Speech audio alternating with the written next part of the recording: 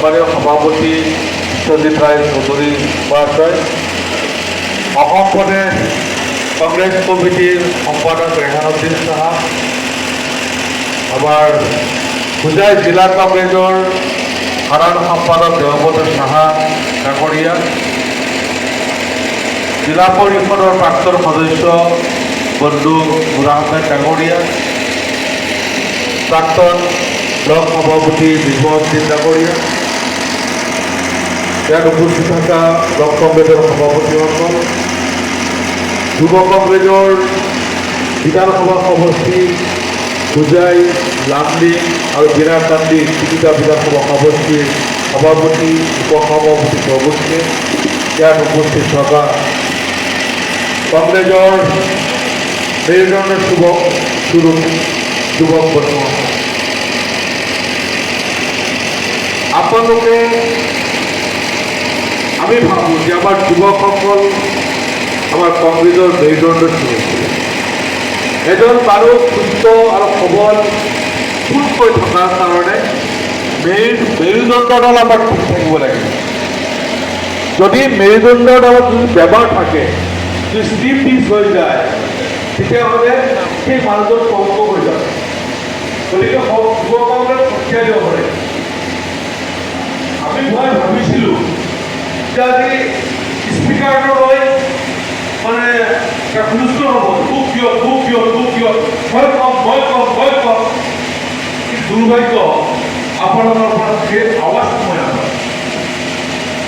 কিয় আপোনালোকৰ এই প্ৰতিভা নাই নেকি? কিয় আপোনালোকৰ ওপৰত আস্থা নাই? নিজৰ ওপৰত নিজৰ কিয় আস্থা নাই, বিশ্বাস নাই? প্ৰথমতে শিকাব লাগিব নিজে নিজৰ ওপৰত আস্থা আৰু বিশ্বাস।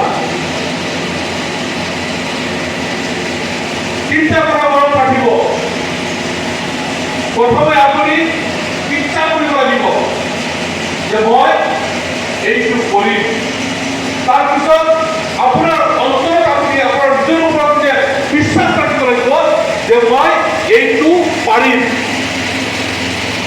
যদি ইচ্ছা আৰু বিশ্বাস আপোনাৰ থাকিব, তেতিয়া আপুনি শিকিম। তেতিয়া আপুনি আশা কৰিব পাৰিব যে মই শিকিম, মই কৰিম, মই পাৰিম, মই শিকিম। বহিয়া সমষ্টিৰ বিধায়ক তথা আমাৰ হোজাই জিলাৰ তত্ত্বাৱধায়ক নুৰুল হুদা ডাঙৰীয়া, সন্মানীয় হোজাই জিলা কংগ্ৰেছৰ সভাপতি বিশ্বজিৎ ৰয় চৌধুৰী ডাঙৰীয়া, সভাত উপস্থিত আমাৰ অসম প্ৰদেশ সেৱা দলৰ সাধাৰণ সম্পাদক ইমৰান হুছেইন, হোজাই জিলাৰ দেৱব্ৰত ডাঙৰীয়া, বিনাকান্দি ব্লক কংগ্ৰেছৰ সন্মানীয় সভাপতি আব্দুল হান্নান, আমার মিসবাউদ্দিন কংগ্রেস নেতা নুর আহমেদ, আইনুল হক ইতালি ব্লক কংগ্রেসের সভাপতি বিলাল উদ্দিন প্রমুখে করে আমার জিলা সদস্য তিনিজন আছে। আৰু আমাৰ সকলো যুৱ কংগ্ৰেছ সতীৰ্থসকল আৰু আমাৰ বিভিন্ন সমষ্টিৰ পৰা তিনিখন সমষ্টিৰ পৰা অহা সমষ্টি কমিটিৰ সভাপতিসকল, মণ্ডল যুৱ কংগ্ৰেছৰ সভাপতিসকল, বন্ধুসকল, প্ৰথমে মই আজি এই সভাৰ জৰিয়তে আমাৰ যিসকল সতীৰ্থ বা যুৱক যোদ্ধা আছে, আজি গোলাঘাট জিলাৰ 4জনকৈ সতীৰ্থ পুলিচে আটক কৰি ৰাখিছে, তেখেতসকলৰ মুকলি কৰি দিবলৈ মই অসম চৰকাৰক অনুৰোধ জনাইছোঁ। আৰু আমি অতি দুখ প্ৰকাশ কৰিছোঁ এই যুৱ কংগ্ৰেছৰ সভাখনৰ পৰা যে আমি গণতান্ত্ৰিক আন্দোলন কৰিবলৈ যে যিটো আমাৰ সতীৰ্থসকল আজি আটক হৈছে, তেখেতসকলৰ কাৰণে আমি দুখ প্ৰকাশ কৰিছোঁ। বন্ধুসকল, মই আমাৰ নুৰুল হুদা ডাঙৰীয়া আছে বিধায়ক, আৰু আমাৰ তত্ত্বাৱধায়ক আছে আমাৰ হোজাই জিলাৰ, তেখেতক মই যুৱক কংগ্ৰেছ আমাৰ হোজাই জিলাৰ বিষয়ে আমি মই দুষাৰ ক'বলৈ ওলাইছোঁ। যোৱা 6 মাহ আগতে আমি আগৰ পৰাই যুৱক কংগ্ৰেছ অলপ কৰি আছোঁ, লাহে লাহে যুৱ কংগ্ৰেছটো শক্তিশালী হৈ আহিছিল। কিন্তু যোৱা 6 মাহমানৰ পৰা আমি কি কৰিছোঁ, প্ৰত্যেকটো গোটেই যুৱক কংগ্ৰেছ কৰিছোঁ। তাত গৈ আমি প্ৰায় 11খন বিন্নাকান্দি সমষ্টিৰ 11খন পঞ্চায়তত আমি 24জনীয়াৰ পৰা 31জনীয়া, 41জনীয়া, 42জনীয়া যুৱক কংগ্ৰেছৰ শক্তিশালী এটা গোট তৈয়াৰ কৰিছোঁ। আৰু এই গোটৰ পৰা আমি ভাবিছিলোঁ যে আমি গোটেই আমাৰ 25খন পঞ্চায়তত আমি গোটেই যে প্ৰত্যেকটো বুথত আমাৰ কি থাকিব যুৱ কংগ্ৰেছৰ যুব কংগ্রেস, এনএসইউ, মহিলা কংগ্রেস, প্যারেন্টস কংগ্রেস এবং সেবা দল, এই পাঁচটা ভাতৃবন্ধী সংগঠনের মধ্যে যুব কংগ্রেস এবং এনএসইউ সব থেকে গুরুত্বপূর্ণ সংগঠন। সুতরাং যুব কংগ্রেস দলের চালিকা শক্তি, এনএসইউ দলের চালিকা শক্তি। গত পঞ্চায়েত নির্বাচনে আমার মনে হয় সমগ্র আসামের মধ্যে 126টা বিধানসভা সমষ্টির যে পঞ্চায়েত নির্বাচনগুলো হয়েছিল, বিটিসি এরিয়া বা টেরিটোরিয়াল কাউন্সিলগুলো বাদ দিলে হোজাই জেলা থেকে 75 থেকে 80% যুব কংগ্রেসের প্রার্থীদেরকে প্রার্থিত্ব দেওয়া হয়েছিল। অল ইন্ডিয়া কংগ্রেস কমিটির সম্মানীয় যুব কংগ্রেসের সভাপতি উদয় বানুজি মহোদয় আমাকে 2 দিন ফোন করেছিলেন এবং মেসেজ করেছিলেন 2 বার। আমাদের যারা প্রদেশ নেতৃত্ব রয়েছে ওনারা গভীর দায়িত্ব গুরুদায়িত্ব আমার উপর দিয়েছিলেন যাতে যুবকদেরকে, যুবক যুবতীদেরকে পঞ্চায়েতের মাধ্যমে তাদেরকে যাতে রিজার্ভেশন দেওয়া হয়।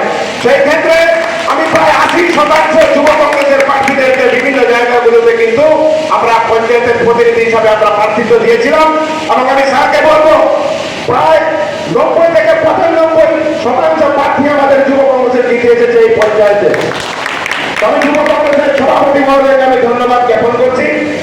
এই যুব কংগ্রেস যখন আমাদেরকে এগিয়ে নিয়ে যাবে আমরা তাদের হাত ধরে পিছিয়ে পিছিয়ে আমরা তাদের সাথে চলে যাব।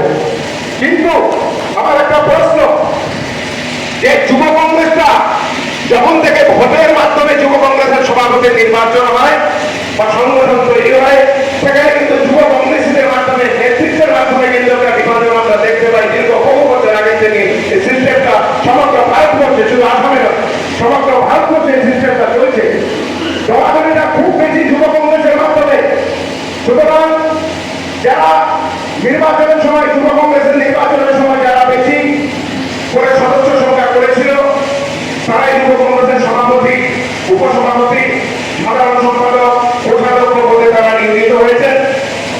যারা পারেনি তাদেরকেও পরবর্তীতে যুব কংগ্রেসের সভাপতির মাধ্যমে আমরা বিভিন্ন জায়গায় অ্যাডজাস্ট করে নিয়েছি। এখনো বহু বাকি রয়েছে যুব কংগ্রেসের সদস্য, তাদেরকে আমি যুব কংগ্রেসের সভাপতিকে অনুরোধ করবো আপনারা তাদেরকে দায়িত্ব দিন, তারা নিশ্চয়ই কাজ করবে। বিশেষ করে হিন্দু অঞ্চলগুলোতে আমাদের কংগ্রেস দলের বা যুব কংগ্রেসের কাজ করতে আসার সংখ্যা কিন্তু খুব কম। তো স্যারকে আমি